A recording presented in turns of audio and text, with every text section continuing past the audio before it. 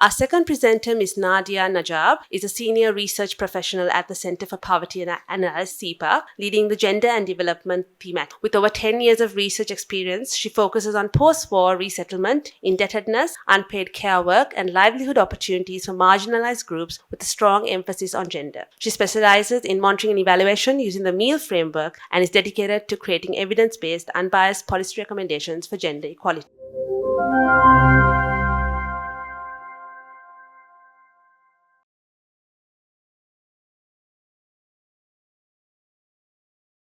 Thank you, Rashmira. And good afternoon, everyone. So today, as Rashmira said, I'll be presenting selected findings from the research we undertook which looks at exploring menstrual practices, stigma, discrimination, and access to menstrual products and WASH. The research was made possible due to 𝘚𝘦𝘯𝘦𝘳𝘕 choosing us at CEPA to undertake this research as part of the CAP project. And we also like to take this opportunity to thank FPA and the Embassy of France for funding this project. So the research team at CEPA, two of them are also here with me today. So if you have more questions afterwards, please feel free to reach out to us. Okay, so let me run through the objectives of the study. So the study was commissioned essentially because we recognized that there is a gap in research. Dr. Asanti had done some excellent research, but several years ago. And since then, there hasn't been comprehensive amount of research for the whole of Sri Lanka. That's not to say that our research itself did that either. We did it in Colombo in selected locations, and we targeted settlement because 𝘚𝘦𝘯𝘦𝘳𝘕 planned on using the research findings to be implemented in these lower income communities. So what the purpose of this study was to explore the respondents' knowledge, their attitudes and practices related to menstruation, and to understand what products they used, what wash facilities they had, and then also to answer these research questions. So as you can see, we asked a whole host of questions. We tried to understand the awareness and perceptions about menstrual practices which are influenced by ethnicity, religion, economic factors, geography. We also wanted to understand what menstrual products were available, what people were aware of, what they used. We also wanted to understand what barriers were there in accessing certain products.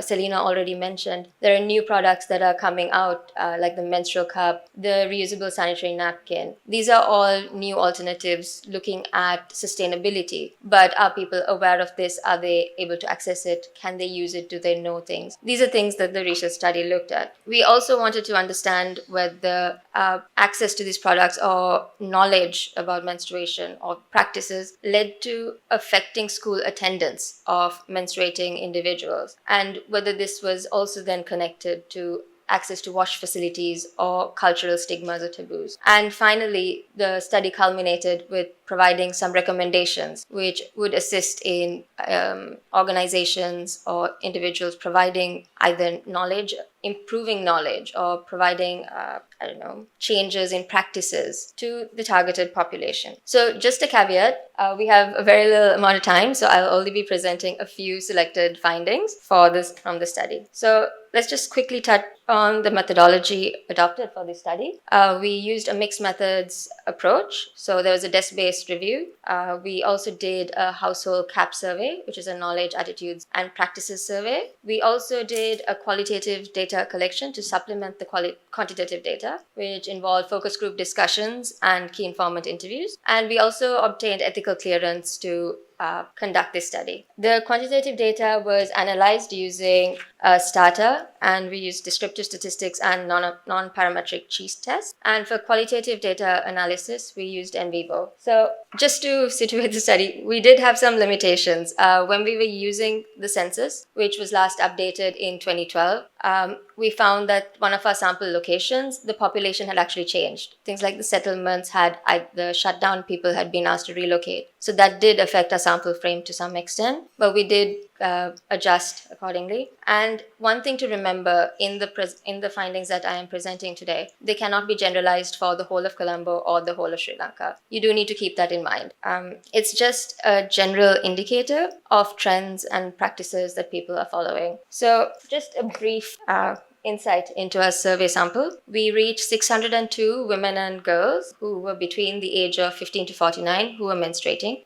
They were distributed along 3 DS divisions of Colombo, 𝘗𝘰𝘷𝘦𝘳𝘕𝘠𝘦𝘳𝑗𝑛𝑡 and and we covered 9 GN divisions. And the age groups were distributed, as you can see, into these sub-age categories. The demographic profile also of our sample is pretty close to the Colombo population distribution, but again, not identical. All right, so let's jump straight into the findings now. How would you refer to menstruation? These are just a few of the more common phrases we asked our respondents. They were familiar with the term menses, period, but they also used phrases like bade amaru, which means stomach ache. So this came about in both local languages of Sinhala and Tamil. They also said things like anga suddha venava, or they also said this in Tamil. So that means that your body is cleansed, implying then that the body has dirty blood that is leaving your body. There were also phrases used to refer to menses like date or even sick. Some of the more uncommon phrases that came up was to refer to menstruation as tsunami or beetroot. Now these, for us ourselves as researchers, were quite unusual, but we realized these are phrases that you'd have to understand and refer to if you're going to talk about this to other respondents or conducting interventions. All right. So one of the first things we asked in our knowledge, attitude, and practices survey was how many of the respondents were aware of menstruation prior to menarche. And menarche is when first have menstruation or you become a big girl. An overwhelming 58% said they had no prior information or knowledge. And we found that this was significantly associated between age, where interestingly those who were of a younger age category, so between 15 to 29, were more aware of menstruation prior to menarche, while those who were in the older age categories were less likely to have known about this. So this does show that things are changing, but for this many people to say that they do not know, it is a problem. It means that when it first happens, they could either be scared or they could then get information from unsound resources or get misinformation, which are things that we need to address. Primary source of information for those who did say they knew was their mother. So this is also something to keep in mind, where if you are going to do awareness programs, then perhaps you should be targeting a mother. So that would be the trusted family member to provide info. Now, another fact is that while we said that, say, I think it was 57% said it was the mother who gave them information, it was only 9% who said they learned it from schools. Schools are meant to be able to provide you with verified scientific knowledge. Now, that being said, there is pretty comprehensive syllabus from the health and health sciences textbook from grade 7 onwards. However, grade 7 is at least 2 years older than the average age of when an individual reaches menarche. So this should ideally be at an earlier age. As you will see, among our survey respondents, 97% of them said that they would prefer if they got information prior to menarche and that they should be educated in the school. All right. One other bit of information is that there are these additional handbooks which are available in the 𝘊𝘚𝑚𝑒𝑚𝑒𝑚 website. But the problem with this though is that it's only available then to those who have access to internet facilities, and they're also available only in Sinhala at the moment. So then it also ends up being slightly discriminatory for readers or learners in Tamil language. All right. So we showed the respondents of our study 2 sheets of all these products, and we asked them to tell us if they recognize these products or had they used any of them. Interestingly, 98% of our survey sample said that they have used a single-use sanitary napkin. But also, we need to recognize that this sample is located in an urban locality. It's pretty easily accessible. If not, affordability is another question. But we also asked them about, see the statistic about things like cloth, the menstrual cup, the reusable sanitary napkin. We see that 32% of the respondents said that they have used cloth at some point of life, and this was more common among respondents who were of an older age category. And when it comes to the reusable products like the cup and the reusable sanitary napkin, it was only commonly heard of by approximately 30% of our survey sample. And this was interesting because they said they had heard about it or seen it in social media, but they weren't sure about how to use it. So there is a bit of a transition that is still required. From our qualitative data, what we found was there was an increase in use of cloth, but again, that was by respondents who are older. So mothers, when they had multiple menstruating individuals in a household, they were likely to resort to using cloth and making the single-use sanitary napkin available for their daughters. Now, during Menarche, because of different cultural practices or religious associations, there are different practices among the respondents, and this is seen in Sri Lanka.